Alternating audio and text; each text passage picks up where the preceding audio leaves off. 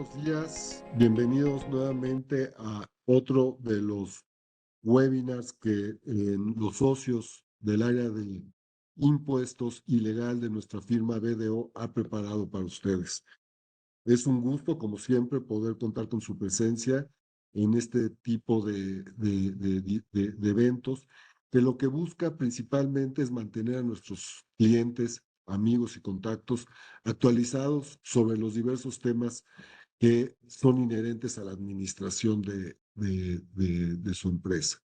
Aquí, en esta ocasión, junto con mis socios, que en unos momentos más voy a presentar, vamos a hablar de dos temas que, en nuestra opinión, no dejan de tener vigencia. Por un lado, el REPSE, con todas sus implicaciones desde los temas legales, así como fiscales, a, y también, y no menos importante, la PTU, que derivado de ciertos criterios que Moisés y Julián van a platicar en breve, vamos a conocer que tendremos que ser particularmente cuidadosos en la manera que la calculamos y que la pagamos.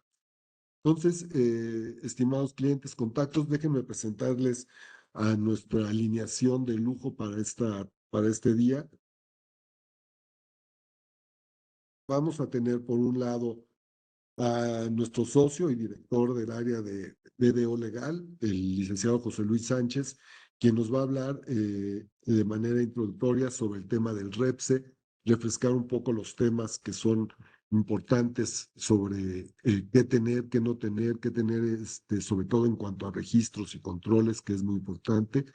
De ahí, nuestro socio y director del área de impuestos de nuestra oficina en Guadalajara, Jesús Navarro, nos va a ayudar con explicarnos nuevamente todas las implicaciones de índole fiscal que puede tener el incumplimiento de las normas del REPSE. Por otro lado, vamos a cambiar después de temas, vamos a dejar que Julián, nuestro socio del área legal, nos platique acerca de la PTU, refrescar nuevamente las disposiciones que fueron modificadas en los últimos 2 años, así como los últimos criterios que las autoridades laborales han emitido, para dar pie a que cierre nuestro socio y líder del área de seguridad social aquí en la Ciudad de México y a nivel nacional, el contador Moisés Velázquez, quien va a estar platicándonos sobre eh, la PTU y los últimos criterios que el Seguro Social ha emitido al respecto. Entonces, sin más preámbulo, José Luis, te cedo la palabra. Bienvenidos nuevamente todos y los invito a formular sus preguntas a través del chat. Nosotros las vamos a ir repartiendo entre los expositores y al final de la exposición nos dará mucho gusto poder compartir nuestros comentarios con ustedes. Adelante, José Luis.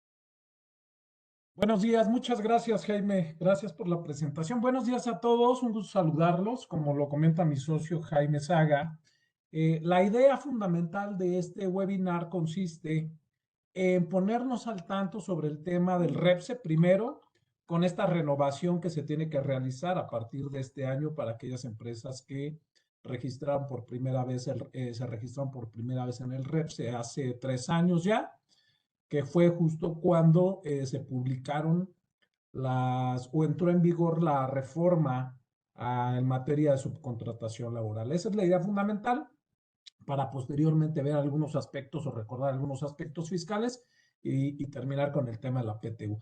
Entonces, comencemos. Muchas gracias por su participación. La siguiente, por favor.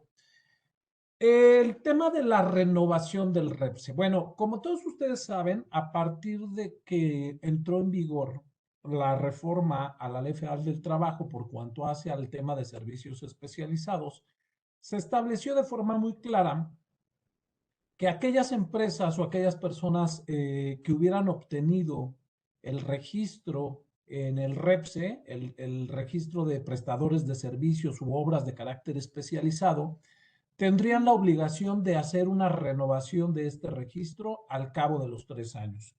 Se han vencido o se vencen este año esos 3 años para aquellas empresas que realizaron específicamente su registro en el 2021. Cabe señalar que aquellas empresas que hubieran elaborado su registro en el 2021 o en el 2022 o después, deberán considerar los 3 años a partir de la obtención del registro, ¿de acuerdo? No es a partir de la publicación de la reforma, ni a partir de que fue obligatorio realizar el REPSE, sino básicamente a partir de que obtuvieron su registro del REPSE, a partir de ese momento se cuentan con los 3 años. La Secretaría del Trabajo ha emitido reglas muy claras sobre cómo debe de realizarse la renovación del REPSE y ha establecido también, como lo dice la ley, que en caso de que el REPSE no sea renovado o no se realice el trámite en tiempo, la Secretaría podrá a través de la plataforma deshabilitar de forma automática esta renovación y como consecuencia el registro será cancelado. Hay que tener mucho cuidado con esto porque propiamente si no iniciamos nuestro registro de renovación a tiempo, corremos el riesgo de que sea cancelado este registro. Como tip o como medida importante, dentro de estos lineamientos que ha emitido la Secretaría, se ha establecido que la renovación debe de iniciarse 3 meses antes de que venza el registro. Esto quiere decir, y a manera de ejemplo, que si alguno de ustedes realizó el registro del REPSE de alguna de sus compañías en el mes de septiembre, tendrán 3 meses o dentro de los 3 meses previos deberán iniciar con el trámite de la renovación. Esto sería junio, agosto, septiembre, esto sería mayo. En el mes de mayo deberían iniciar con el procedimiento de la renovación del REPSE. Les repito, esto es sumamente importante considerarlo, ya que de no iniciar este procedimiento en la forma y condiciones que lo establece la Secretaría, corremos el riesgo de que el registro sea cancelado, ¿de acuerdo? Lo que implicaría que si es cancelado, pues dejen o tengan que dejar de prestar estos servicios, estén impedidos legalmente para prestarlos, ¿de acuerdo? Y reiniciar la prestación de estos servicios una vez que hayan obtenido nuevamente el registro, para lo cual podrían pasar incluso de 1 a 2 meses. ¿De acuerdo? Entonces, esto es muy importante considerarlo. La siguiente, por favor. ¿Qué ha dicho, qué establecen este acuerdo que ha emitido la Secretaría y esta información que ha emitido a través de su página? ¿Cuáles son los elementos que debemos de considerar para la renovación? Recordemos que inicialmente, cuando realizamos este registro en el REPSE, la plataforma nos pidió una serie de documentos que tienen que ver con la constitución y objeto de la sociedad que se registra en el REPSE, si se trata de persona moral, si se trata de persona física, pues básicamente su actividad registrada ante el SAT. Poder del representante legal en caso de que lo hubiera, identificación, documento que acredite el registro ante el IMSS, constancia de inscripción en el RFC, tarjeta de identificación, afiliación, todos estos puntos que ustedes logran ver aquí. Hay 2 puntos medulares importantes a considerar en esta plática y esa es la intención de transmitirles a ustedes estos puntos relevantes porque lo demás ya lo sabíamos. Nada más recordar que la información que se exhibió al inicio del REPSE es la misma que se va a tener que exhibir en esta renovación. Si hay información como el objeto social de la compañía o el poder del representante legal sufrieron modificaciones, habrá que tener en cuenta que esos documentos tendrán que renovarse en la plataforma correspondiente. Cuando se da el REPSE en el 2021, la plataforma exigía la inclusión de todos estos documentos y particularmente el tema de la opinión de cumplimiento ante el SAT, ante el IMSS y ante el Infonavit. En su momento se determinó por parte de la Secretaría excluir o dejar pasar el tema de la opinión de cumplimiento del Infonavit porque la Secretaría entendía que había muchas empresas que tenían adeudos procedentes o no con el Infonavit y que el Infonavit traía un problema con su sistema, con el sistema con el cual administraba estos créditos fiscales, y entonces se determinó que la opinión de cumplimiento del Infonavit no iba a ser necesaria en ese momento, sin que esto quiera decir que no fuera un requisito. Igualmente se determinó esto con la inscripción en el Infonacot por parte de las compañías. Era un requisito existente que no fue exigible o que no se hizo exigible por parte de la Secretaría en ese momento. No obstante, hoy se ha informado que la renovación no podrá realizarse, por un lado, si no se tiene la opinión de cumplimiento del Infonavit, ¿no? Que esto, como todos ustedes saben, o muchos de ustedes saben, ha sido un verdadero problema porque definitivamente aclarar los créditos ante el Infonavit es un viacrucis. Es demasiado complicado, por lo que muchas empresas incluso han optado por pagar esos créditos para lograr obtener la opinión positiva de cumplimiento. Habrá que ver cada caso en particular, pero este es el primer elemento adicional que debemos de considerar en esta renovación. Punto número 2, el tema de la afiliación al Infonacot por parte de las empresas o de las personas físicas que se ostenten como patrones y que quieran renovar el REPSE, y que esta afiliación, recordemos, corresponde a cada uno de los centros de trabajo que tenga la empresa o que tenga la empresa prestadora de servicios especializados. Este registro ante el Infonacot es un requisito que ya existía, lo repito, pero que ahora va a ser exigible para la renovación del REPSE. Nosotros en el área legal de BDO nos encontramos atentos para cualquier duda que hubiera en relación a este tema y, por supuesto, atentos a los trámites que requieran en relación con este tema. La siguiente, por favor. ¿Qué tenemos en el acuerdo que se emitió por parte de la Secretaría, que fue publicado el 21 de febrero?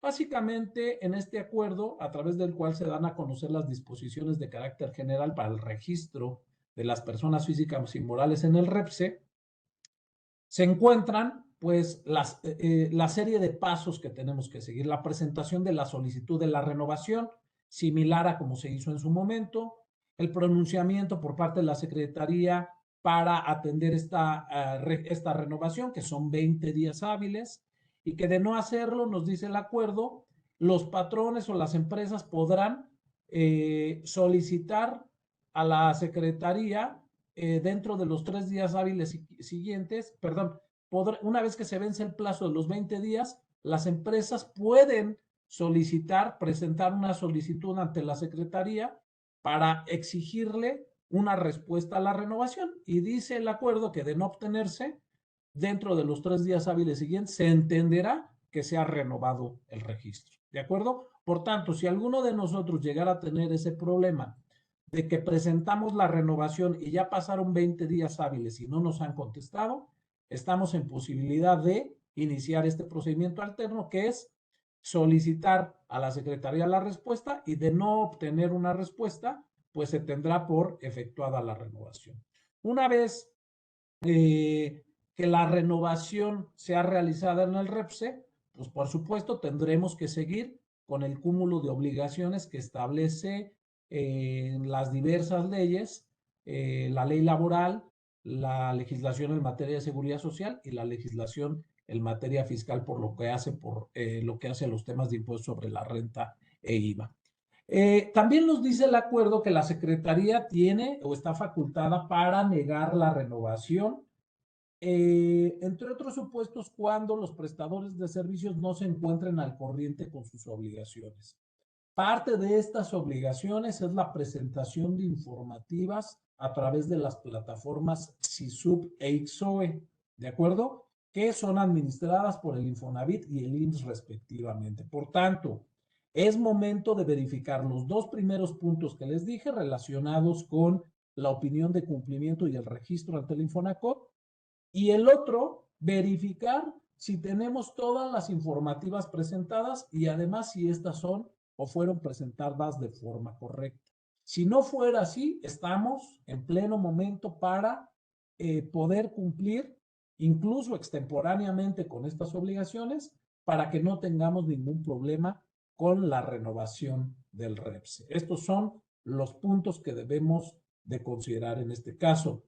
Recordemos que la Secretaría pues tiene facultad para no renovar este registro, incluso para dar de baja a cualquier contratista especializado de la plataforma.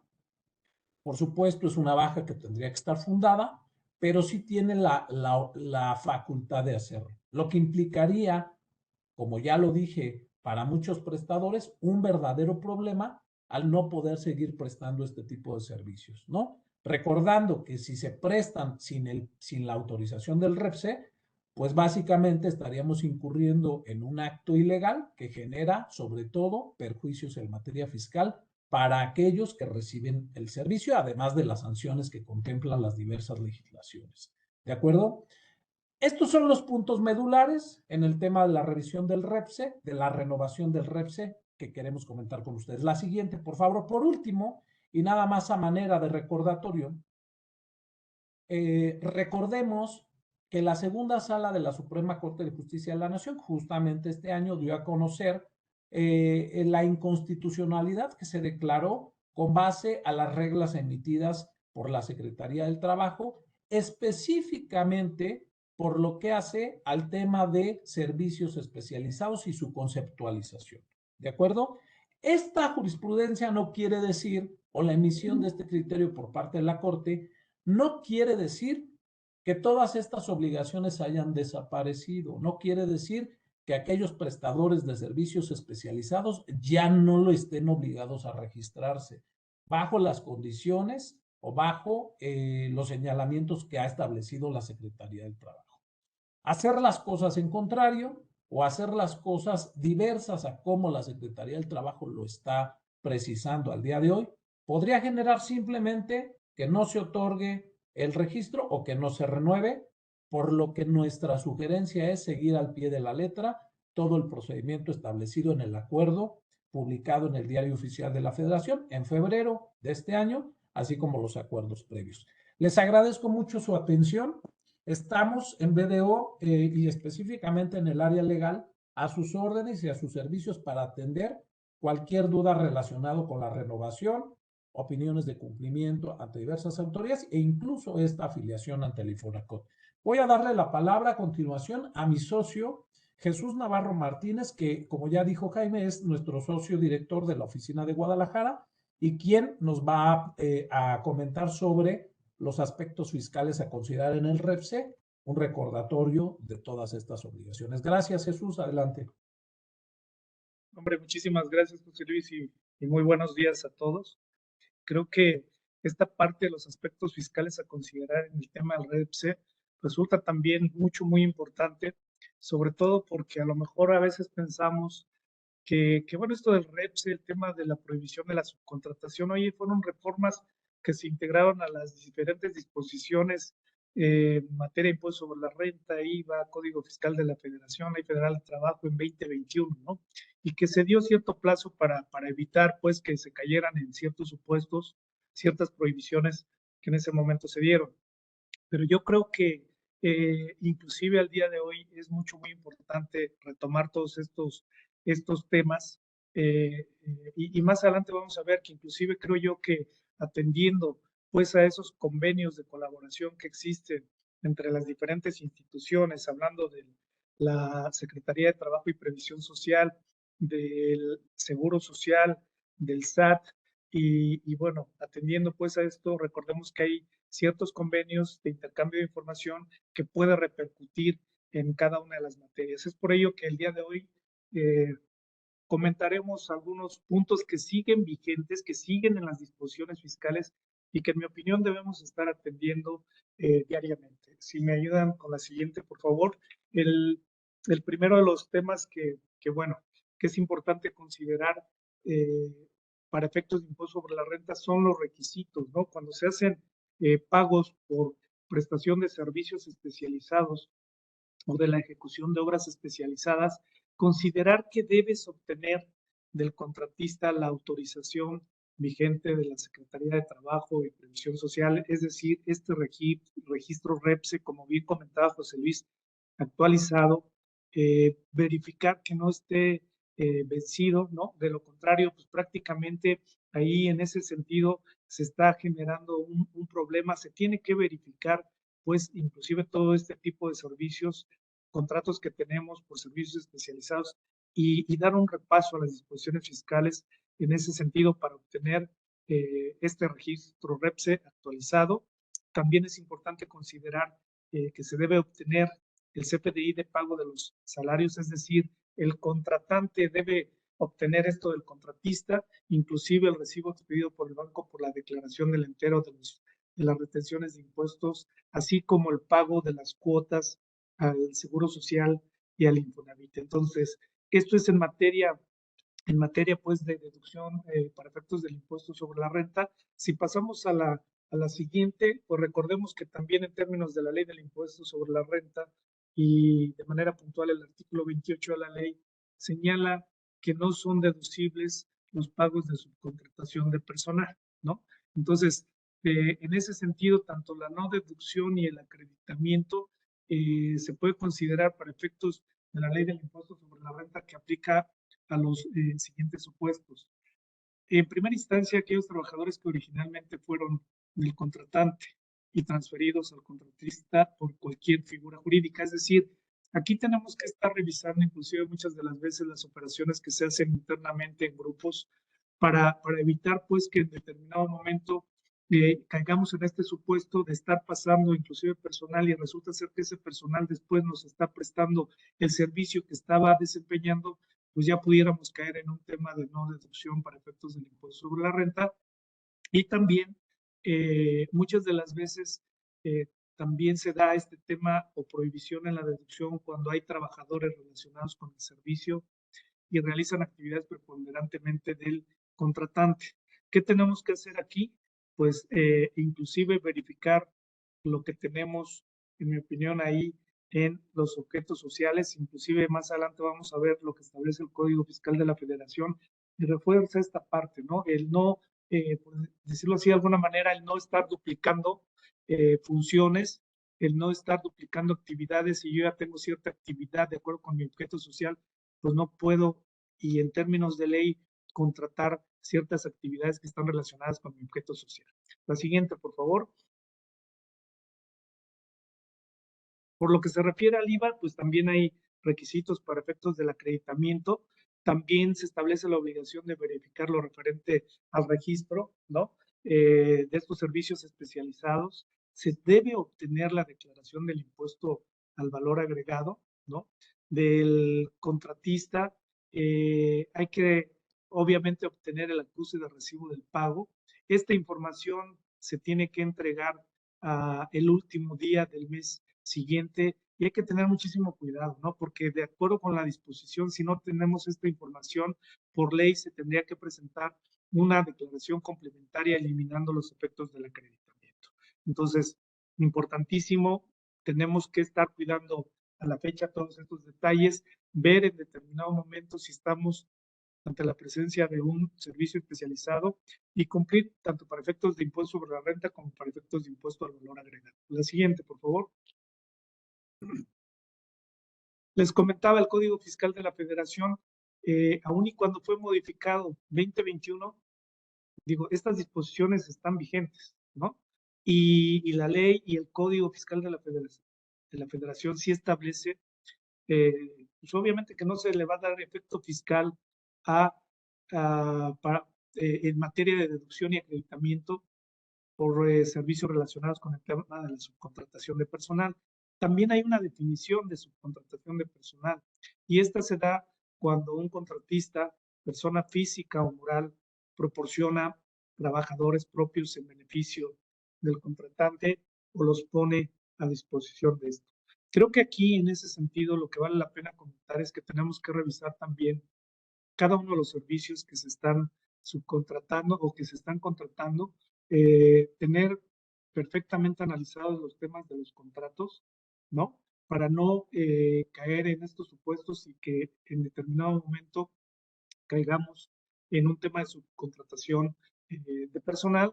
Asimismo, el Código Fiscal de la Federación establece que no se considera prestación de servicio o subcontratación de personal, precisamente lo que comentaba Luis, la prestación de servicios especializados o ejecución de obras especializadas que no forman parte del objeto social es un punto importante, ¿no? Si contrato algo y ya lo tengo dentro de mi objeto social, tendríamos que analizar en determinado momento el objeto social de la compañía e inclusive la información que se tiene ante el SAT, cómo se registraron las compañías para evitar que estemos en un supuesto de subcontratación personal, ¿no? Entonces, realmente tenemos que estar trabajando con todo esto. El tema de la autorización, pues es muy importante también para que no se considere subcontratación de personal.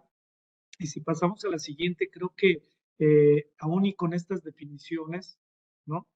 También es insistente en ese sentido la autoridad al establecer el Código Fiscal de la Federación que no se le va a dar efecto fiscal, es decir, no hay deducción ni acreditamiento cuando estamos en ciertos supuestos, que palabras más, palabras menos, es el tema de subcontratación de personal, cuando hay trabajadores que originalmente fueron del contratante y transferidos al contratista por cualquier figura jurídica.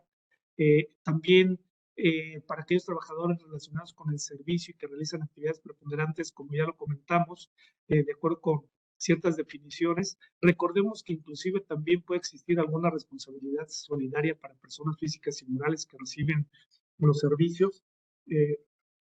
Obviamente hay sanciones para el contratista que no proporciona la información que en materia de impuesto sobre la renta e IVA tiene que estar proporcionando al contratante. Y la multa, pues a lo mejor algunos dirán, pues no está tan cara, 150,000 a 300,000 pesos.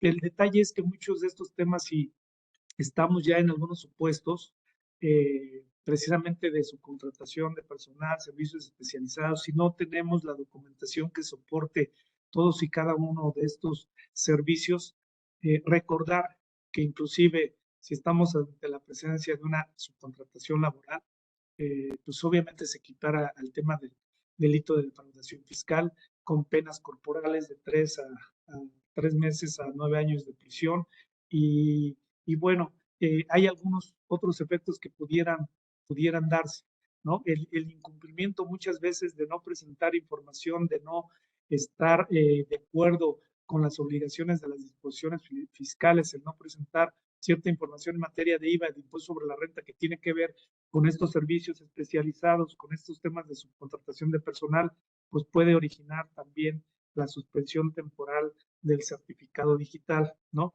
Y esto, como ustedes saben, pues es prácticamente parar la actividad del contribuyente, parar lo que decía José Luis, el ya no tener la posibilidad o estar imposibilitado de prestar ciertos servicios. Entonces, creo que vale la pena retomar todos estos temas de Código Fiscal de la Federación. Adicionalmente a ello, si cambiamos de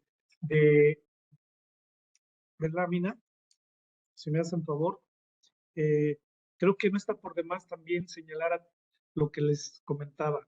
Hay este intercambio de información por parte de la Secretaría de Trabajo y Previsión Social, el Instituto Mexicano de Seguro Social, el SAT, el Infonavit, y bueno, esto recae pues prácticamente en las facultades que tienen las autoridades fiscales.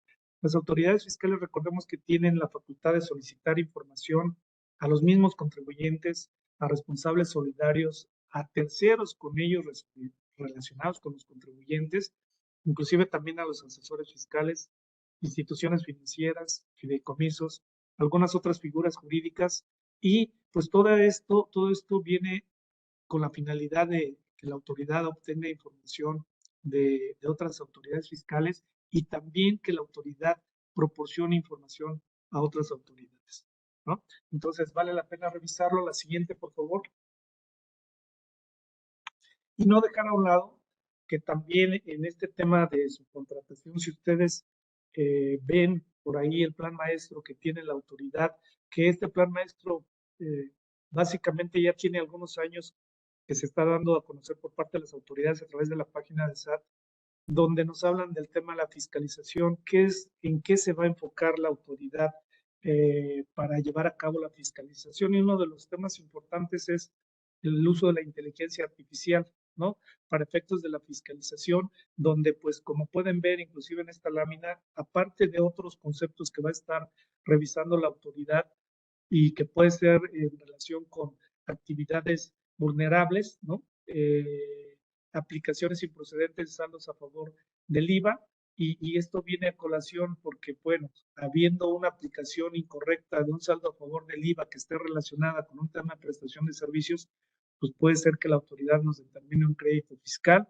El tema de simulación de pensiones que tiene que ver con algunos trabajadores, el tema de operaciones simuladas, recordemos que inclusive también si realmente estamos hablando de un servicio que cae como subcontratación y esa es la realidad, pero en determinado momento se tiene la información que aparentemente sea un servicio especializado, pues es donde va a empezar a la autoridad a checar y a verificar todo esto a través de su plataforma y utilizando la inteligencia artificial, va a revisar inclusive la tercerización de pagos de nómina y todo esto, pues básicamente para identificar si en determinado momento hay algún tema de subcontratación. Es muy importante inclusive considerar que de acuerdo con la información que nosotros le proporcionamos a la autoridad a través de las declaraciones anuales, a través inclusive de la contabilidad electrónica, muchas veces hay pagos de servicios a personas físicas, a personas morales, de manera independiente, pero también es parte de la información que está solicitando la autoridad para requerir o invitar al contribuyente y que le hagan ciertas aclaraciones, ¿no? En la siguiente, por favor. Creo que parte pues de estos temas de fiscalización, como lo pueden ver aquí, la autoridad se está enfocando en el uso de planes privados de pensiones, el tema de asimilados a salarios, el tema de la subcontratación y vuelve a tocar el tema en este plan maestro y sobre todo también ese tema de las aplicaciones indebidas de saldos a favor de IVA, ¿no? Entonces, creo que de manera general, considero que son temas que debemos estar abordando, debemos estar revisando. Inclusive yo muchas veces recomiendo hacer un checklist de lo que establece cada una de las disposiciones y en determinado momento ir cotejando contra la información laboral, fiscal, de seguridad social que tenemos para efectos de dar cumplimiento a todo este tema de las disposiciones fiscales. Recuerden que inclusive también en el área de BDO, pues hay algunos controles, ¿no? Que en determinado momento se pueden establecer conjuntamente con ustedes para el cumplimiento de estas obligaciones. ¿No? Bueno, esto sería prácticamente todo de mi parte, ¿no? Entiendo que sí, por ahí llegó ya mi socio y abogado Julián López, quien nos estará hablando de temas relacionados, como se comentaba, PTU 2024 y aspectos laborales muy interesantes. Entonces, los dejo con él y muchísimas gracias. Me reitero sus órdenes para cualquier pregunta o aclaración. Muchas gracias, Jesús. Gracias por tu participación y también previamente José Luis. Buenos días, ¿cómo están todos? Como bien lo comentaba Jesús y al principio Jaime, este webinar pues lo quisimos dividir en dos partes, que la primera es los aspectos importantes del REPSE y la segunda parte pues es el tema del PTU. ¿Y por qué el PTU? Que al final consideramos nosotros que la parte fundamental de la reforma que tuvimos al tema de la subcontratación, outsourcing y que ha dado pie al REPSE y a todo este tipo de cuestiones jurídicas y fiscales que hay que cumplir, pues el punto medular es el PTU. El PTU que era o que es una participación de las utilidades que reciben los trabajadores y derivado del PTU y de lo que se pagaba de PTU es por lo cual pues esta reforma fue impulsada y esta reforma fue hecha, ¿no?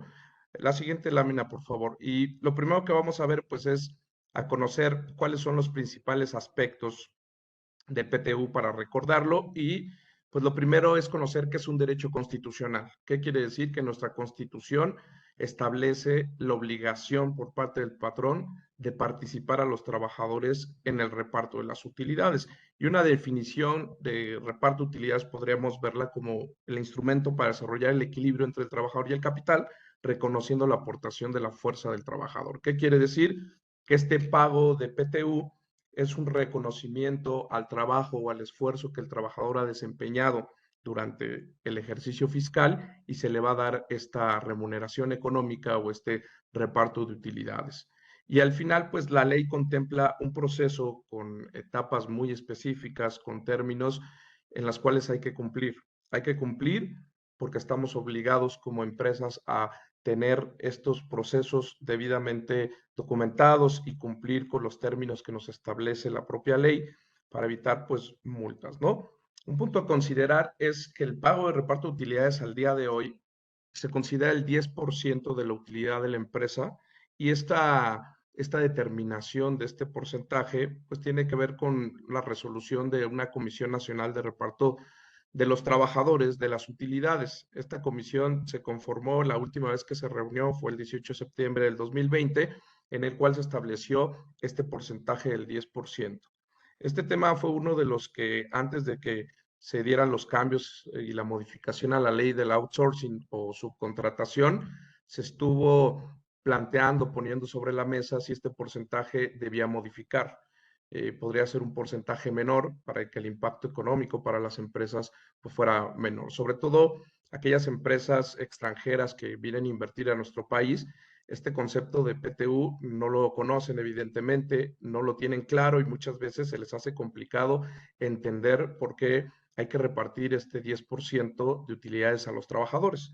Cuando al final una empresa no tiene una utilidad y al contrario tiene una pérdida, pues los trabajadores no participan de las pérdidas, evidentemente, sino que únicamente pues el patrón es el que asume estas pérdidas. Entonces, es complicado a veces a empresas que nos han pedido nuestra asesoría para establecerse en México y tener sus trabajadores y tener una operación, pues explicarles este pago de la utilidad, que es un derecho constitucional, que es ese esfuerzo que hacen los trabajadores y que se les paga con este 10% de utilidad de la empresa, pero al final, pues es una obligación que todas las empresas que están constituidas en nuestro país tienen que cumplir.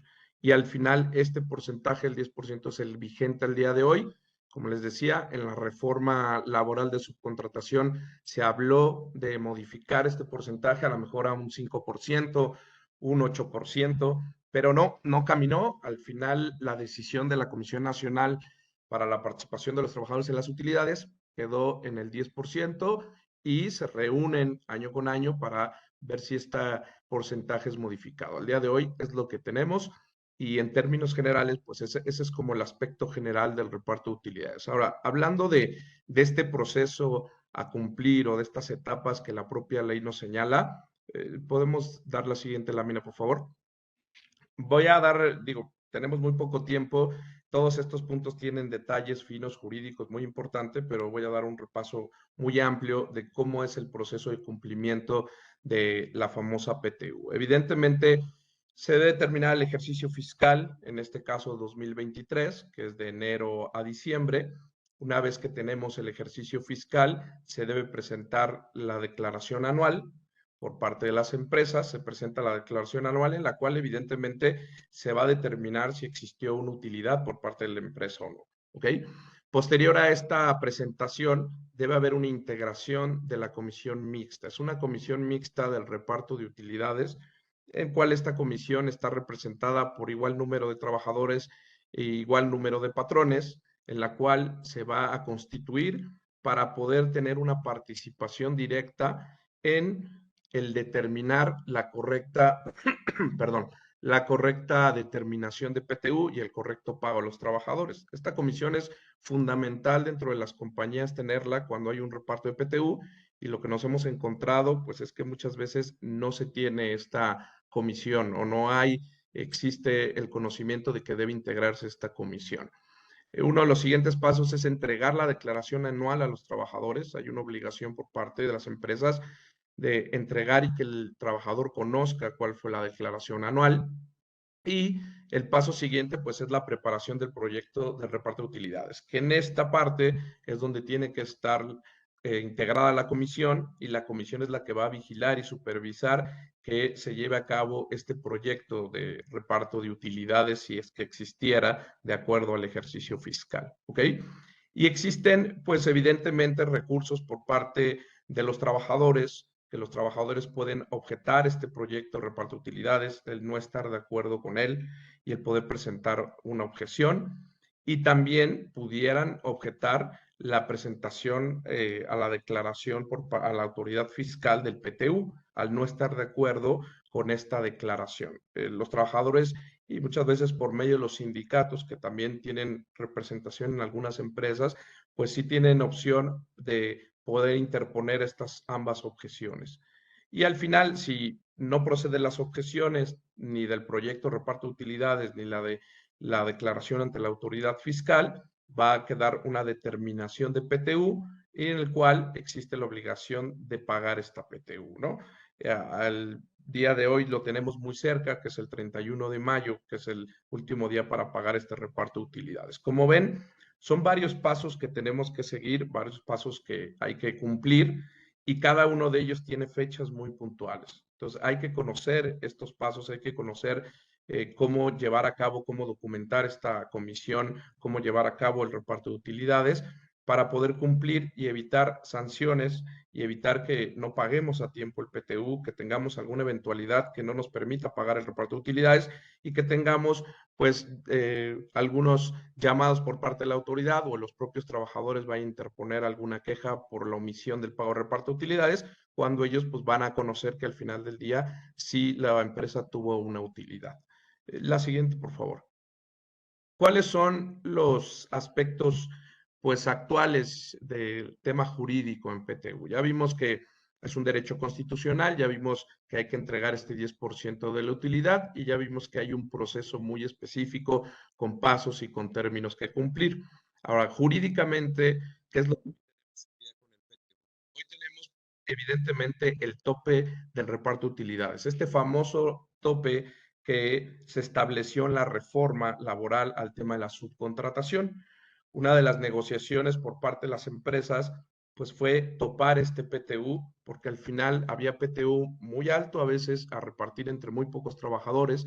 Entonces se estableció un tope al PTU que consiste en 3 meses de salario de los trabajadores o el promedio de la participación de la utilidad de los 3 últimos años. Esos dos topes, evidentemente cada uno tiene sus características, cada uno tiene sus cuestiones jurídicas y temas polémicos al día de hoy, pero esta reforma a la subcontratación establece de forma clara que sí existe un reparto de utilidades, pero un tope a 3 meses de salario o el promedio. Es decir, si la utilidad a repartir al trabajador es mayor a 3 meses o este promedio, esto se va a topar a esta cantidad y no se le podrá entregar al trabajador una cantidad mayor a estos topes. Evidentemente, de estos dos supuestos, la ley establece que es lo que más le beneficia al trabajador. Si el promedio de los 3 últimos años de entrega de PTU es mayor al tope de los 3 meses, se le entregará el promedio. Y si es menor, pues se le entregará los 3 meses. Esto es lo que más beneficia al trabajador. Derivado de la reforma que tuvimos, evidentemente hubo muchas inconformidades por los trabajadores, por los sindicatos, y existieron ya procedimientos, y muchos de esos procedimientos o de esos juicios de amparo son conocidos por muchas empresas, en las cuales se les otorgó el amparo por la inconstitucionalidad del tope de PTU. Esta inconstitucionalidad del PTU se argumenta que al no reformar la Constitución, la ley ordinaria, que es la Ley Federal del Trabajo, no puede ir en contra de nuestra Constitución, por lo cual se promovieron diversos amparos, y estos amparos que se promovieron, algunos fueron otorgados a favor de los sindicatos. En el momento que fueron otorgados a favor del sindicato, declarando una inconstitucionalidad del tope de 3 meses, pues la mayoría de las empresas fue: yo tengo un riesgo porque ya no puedo topar mis 3 meses, y los trabajadores pues ya hablaban de un libre PTU como era antes. Esto, al final del día, ya se resolvió. Específicamente el 3 de abril, es decir, la semana pasada, la Suprema Corte de Justicia de la Nación emitió un criterio en el cual establece que es constitucional el tope de los 3 meses. Es decir, no hay una afectación directa a los trabajadores y no es un tema de inconstitucionalidad. ¿Okay? Entonces, este criterio consideramos que es lo que le va a dar la punta de lanza a todo lo que viene o todos los amparos que se empiecen a resolver, que ya teníamos algunos que marcaban la inconstitucionalidad. Específicamente este criterio es el que va a marcar la línea, por lo cual nosotros, nuestra visión como firma es que es correcta la aplicación de este tope de 3 meses y que debemos aplicarlo al reparto de utilidades que con año pudiéramos generar. ¿Okay?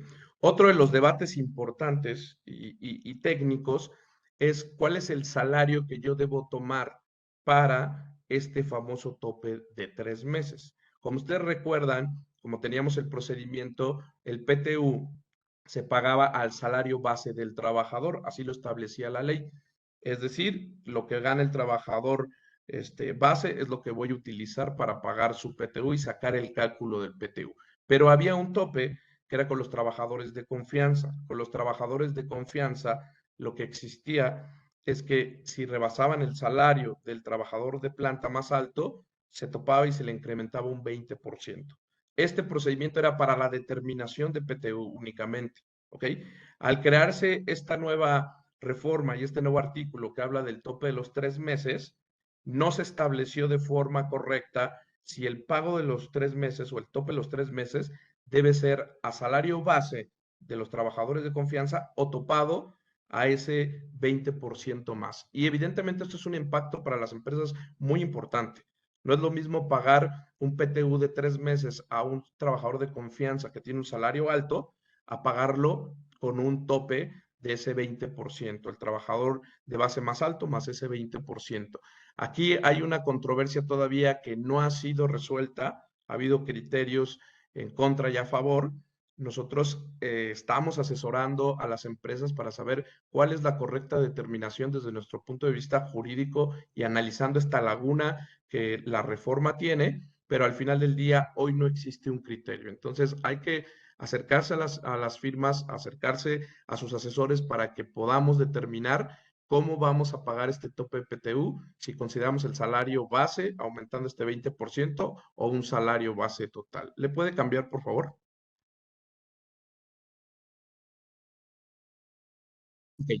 ¿Cuáles son las acciones a seguir? Pues las acciones a seguir es conocer los plazos y términos que establecen las leyes para el cumplimiento del pago del PTU. Muchas empresas no conocen que existe un procedimiento y que tienen plazos y términos muy específicos, que si esos plazos y términos no se cumplen, vamos a tener sanciones por parte de la autoridad y evidentemente vamos a tener multas y reclamos por parte de los trabajadores para su pago correcto del PTU, ¿ok? Otro sería verificar el debido desarrollo del proceso del pago de PTU. Tenemos que conocer los términos y los plazos, pero también que se lleva un proceso correcto, que hay que tener esos procesos debidamente solventados para evitar evidentemente multas, como ya lo comentaba. Y por último, la verificación de la existencia de la comisión dentro de la empresa. Eso es algo que tenemos que tener esta comisión como clave para poder determinar una PTU correcta y también para un punto muy importante que sería el tema de la prescripción. El pago de PTU sí tiene una prescripción. Esta prescripción es de 1 año, pero empieza a correr una vez que se han cumplido estos plazos y términos y la comisión mixta tiene una importancia, una relevancia en todo este proceso, ¿no? Y por último, pues confirmar que el reparto de utilidades y el pago del PTU se esté haciendo debidamente alineado a las disposiciones y criterios jurídicos actuales, que es lo que ya hablábamos, ¿no? Todos estos criterios que ya están tomando forma y que van a empezar a tomar forma, pues evidentemente las empresas tienen que tener una asesoría constante y al día para poder determinar yo el PTU en el 2023 del PTU del ejercicio 2023, cómo lo voy a pagar en el 24 y así subsecuentemente, ¿no?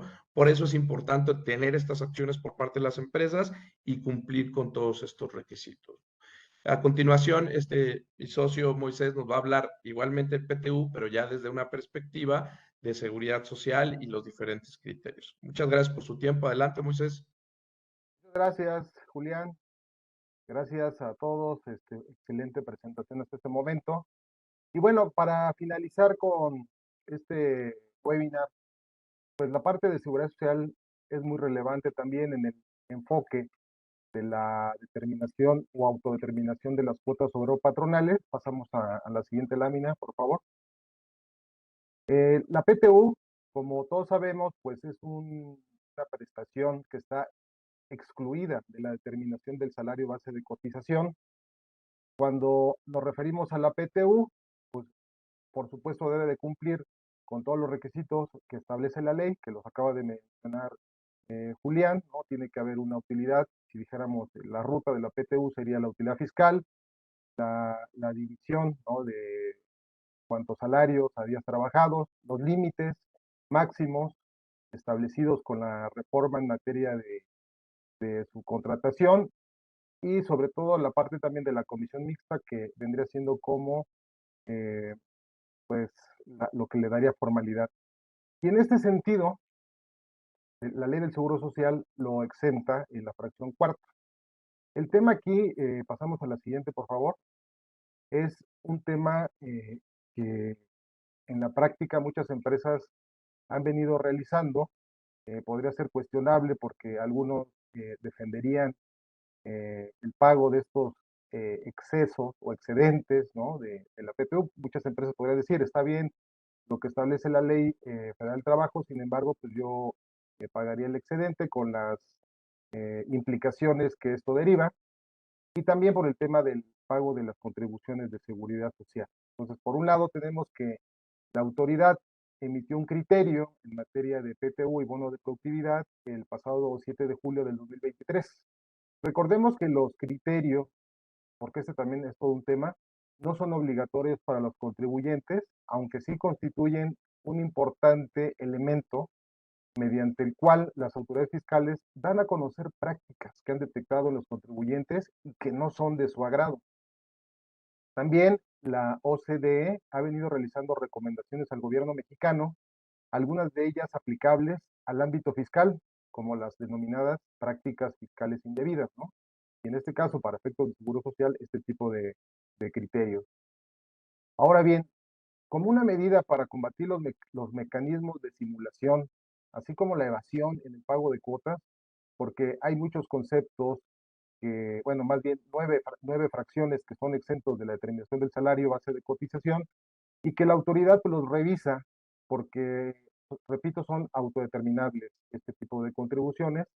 La autoridad ha identificado pagos que son simulados, ¿no? Incluso su cotización, y por ello es que emitió el criterio el año pasado, en el que establece que los pagos que exceden al monto máximo de la PTU y los realizados por concepto de bono de productividad deben de integrar al salario base de cotización.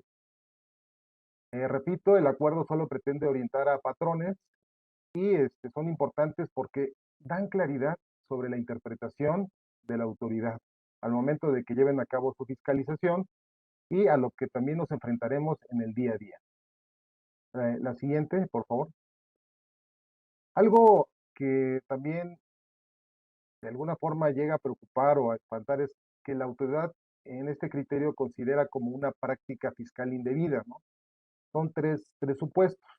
En el primero, es el relativo a la PTU entregada a los trabajadores en exceso, que lo acaba de mencionar Julián, lo que está establecido en el artículo 127, fracción octava, cuando los patrones deciden no descontar ese límite establecido derivado de la reforma laboral del 2021, la autoridad considera que el pago en demasía deja de tener la naturaleza de una utilidad y se convierte en una gratificación que debe integrarse al salario. Esto está claro, digo, pues aquí no habría alguna situación o alguna repercusión, se tendría que integrar. El segundo punto que observamos en este criterio son los pagos anticipados o PTU adelantada a los trabajadores, la cual es una práctica que varios patrones llevan a cabo con la finalidad de ayudar a sus trabajadores. Para ello cuentan con estimaciones de PTU a través de sus presupuestos financieros. Hemos observado que dicha práctica, de acuerdo con la autoridad, desvirtúa la naturaleza de la prestación al contravenir el plazo de pago, por lo que las empresas corren el riesgo de la integración de este concepto al salario base de cotización. Asimismo, algunas empresas tienen la práctica de dar este tipo de anticipos en el mes de diciembre, otras los dan en marzo o en un mes anterior al pago de la PTU, que es en mayo. Pero ¿qué sucede con esos anticipos? ¿Realmente son PTU o cambiaría su naturaleza por no pagarlos después de la declaración anual? Este tipo de situaciones se tendrían que analizar cada caso en particular. Hoy en día existen empresas también que por contrato colectivo tienen establecido realizar un reparto anticipado de la PTU. Aunque en el mes de diciembre se podría tener estimado el resultado fiscal, el tema es que no se cuenta con la determinación de la PTU ni se cumple con la formalidad de presentar todavía la declaración anual por los tiempos. Es evidente, incluso las autoridades han ido contra esta práctica, hemos observado, y has mencionado que al momento del pago, ellos señalan que no se tenía determinada una utilidad y por tanto no había una PTU.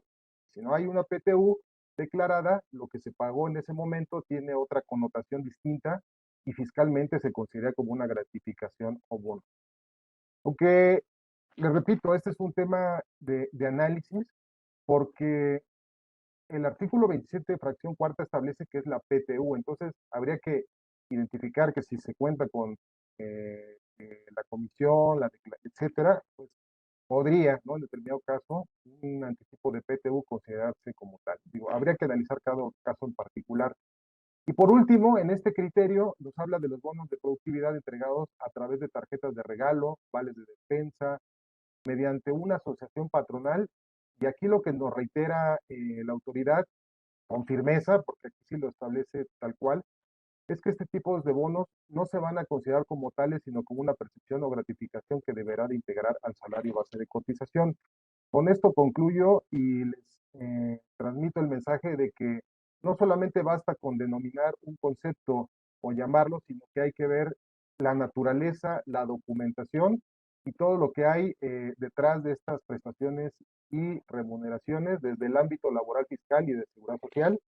Los socios de la firma en BDO estamos a sus órdenes para cualquier duda y agradecemos su atención. Adelante, Jaime, con la... Hola, nuevamente, muchas gracias a todos los expositores. La verdad fue un gusto escucharlos. Me parece que eh, generaron conciencia sobre estos dos temas, el REPSE y la PTU, en nuestros clientes, contactos y amigos que hoy nos acompañan.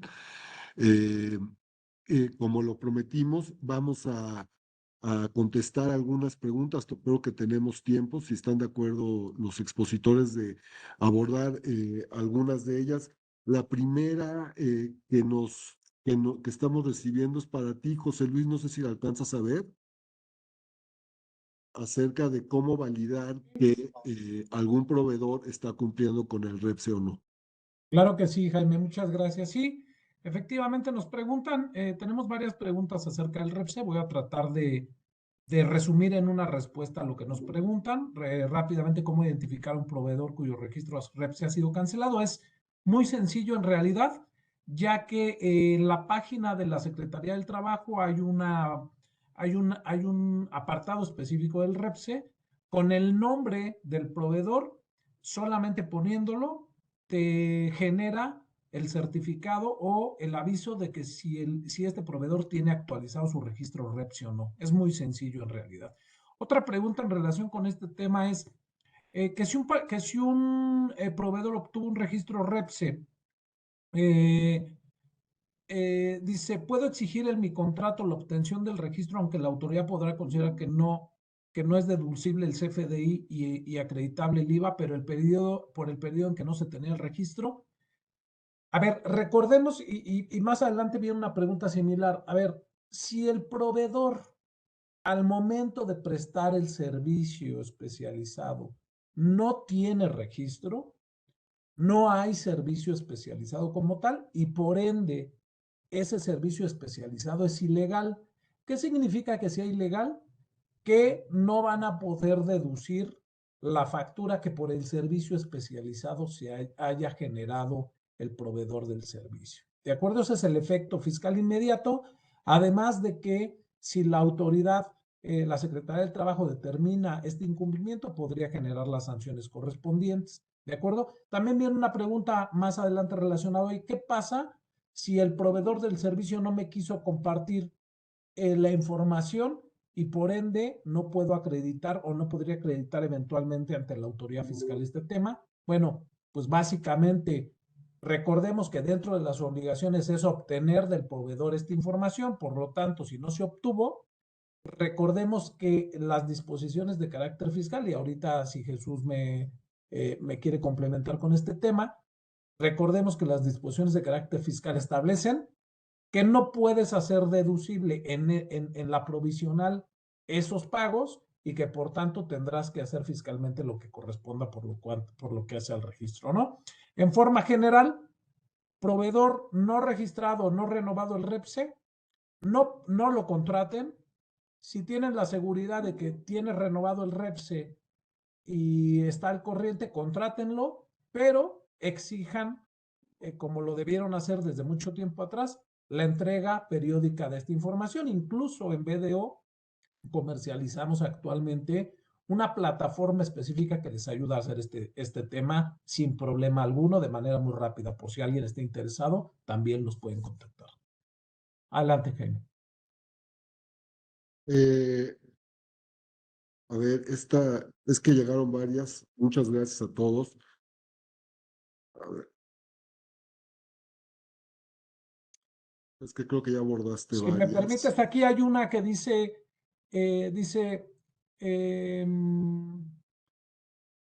¿cómo materializar ante la autoridad el hecho de que se le haya dado las gracias a un proveedor REPSE que se niega a entregar la documentación? Es esto que comenté. No sé, Jesús, si quisieras tú agregar algo a este tema, Y claro el que sí. tema de la documentación. Sí, claro que sí. Muchísimas gracias, José Luis. Mira, efectivamente, como bien lo señalas, creo que el tema de materializar el hecho de que, o soportar ante la autoridad de que no te están entregando esa información y considerando inclusive que en la actualidad no existe algún criterio, alguna regla que te exima o que te dé cierto plazo para que en determinado momento tú cumplas y recabes la información de tus proveedores, pues digo, creo que definitivamente va a ser eh, prácticamente imposible el poder soportar este tipo de temas, ¿no? Entiendo pues que en determinado momento los contribuyentes pueden documentar lo que mencionabas en relación con el contrato. Oye, yo le puedo exigir a mi proveedor a través del contrato todo este tipo de situaciones, sí lo puedes hacer, ¿no? Creo que al final de cuentas algo que se debe analizar, si ya lo estás contratando y de entrada sabes que no está cumpliendo con ciertos requisitos, pues ahí en el contrato establecer ciertas cláusulas de responsabilidad para asumir en determinado momento los posibles costos que te pudiera generar ante la autoridad. Creo yo que pudiera ser una de las alternativas a considerar, atendiendo pues, como bien señalaba también Moisés, cada caso en particular. Creo que es importante la información con la que cuente cada, eh, cada contribuyente y también los contratos que tiene con su proveedor. Muchas gracias. Creo que nos alcanza para por lo menos contestar un par de más. Moisés, si me ayudas con esta duda que nos formula Francisco Rosas, dice, muchas gracias Francisco, dice, ¿qué debo hacer si mi proveedor no reportó el contrato en las declaraciones cuatrimestrales y yo me dictamino de manera voluntaria para el IMSS? Una de las plantillas solicita esta información. ¿A quién le aplica la multa en este caso? Bueno, en materia de dictamen, cuando eres beneficiario de servicios especializados, esta información en las plantillas sigue siendo opcional, no así cuando eres tú el que presta el servicio. Y en el caso de las multas, considero que debería ser para el proveedor, ¿no? En este caso. Rápidamente, Jesús, si me ayudas con esta pregunta, Giovanni Mejía, buen día, ¿qué importe se debe plasmar en la declaración anual? ¿El 10% de la base de la determinación de la PTU o la PTU topada, la PTU a distribuir efectivamente?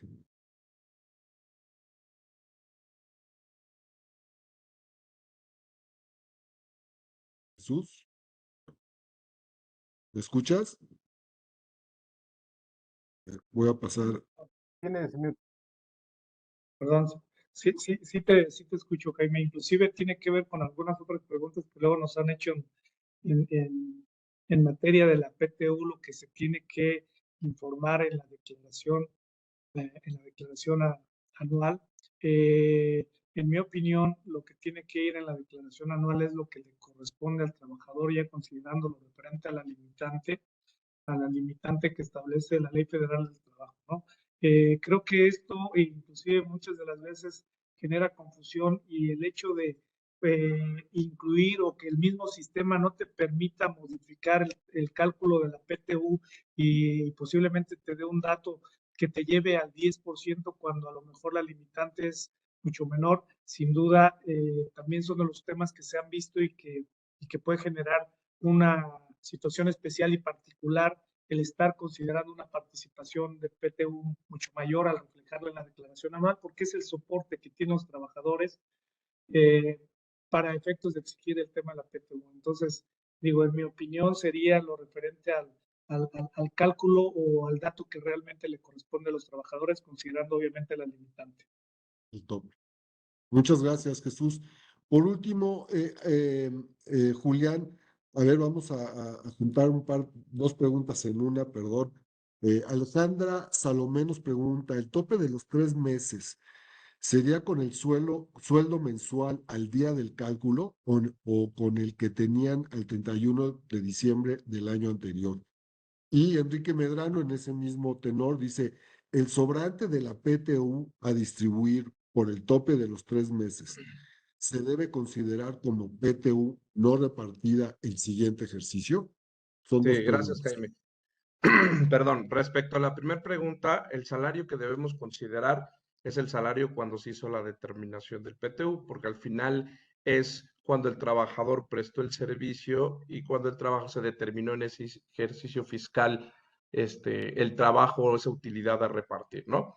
Y en la segunda pregunta, en materia fiscal sí tendría una opinión ya más técnica por nuestra parte, pero en materia laboral ha habido ya pronunciamientos por parte de las autoridades que ese sobrante de esos 3 meses ya no es PTU, ya no debe considerarse PTU, por lo cual no se va a acumular a lo que el PTU del próximo año, como teníamos, por ejemplo, cuando era un PTU que no se cobraba, que los trabajadores no llegaban por él, por ley sí tenemos que acumularlo al siguiente PTU. En este caso del tope de los 3 meses, laboralmente hablando, existe la posibilidad de ya no considerarlo PTU. Repito, fiscalmente tiene un tratamiento especial que podemos nosotros asesorarlos para poder darle el correcto camino a este sobrante, ¿no? Que es algo importante a veces para las empresas, este cúmulo de dinero que van a tener o de utilidad que ya no es utilidad, evidentemente, ¿no? Sí, sí, estoy totalmente de acuerdo con las dos cosas. En mi opinión, no debe de considerarse o no es del mismo tipo o naturaleza de la PTU no reclamada, es simplemente lo que sobró del cálculo y ese ya no es PTU. En caso yo también comparto tu opinión. Y fiscalmente, sí, también tiene sus peculiaridades que con mucho gusto las podemos abordar ya con un poco más de tiempo, y por eso aprovecho para reiterar a todos a todos nuestros asistentes, de que por favor con toda confianza nos contacten a los 5. Estamos perfectamente sincronizados. Cualquier duda la vamos a canalizar con el experto en el tema, y pues desearles una excelente tarde el día de hoy, muy soleado nuevamente, y que ojalá nos podamos ver en la próxima transmisión de este tipo de exposiciones. Muchas gracias a todos, en especial a nuestros expositores que fueron muy claros. Hasta luego. Hasta luego, gracias a todos. Muchas gracias.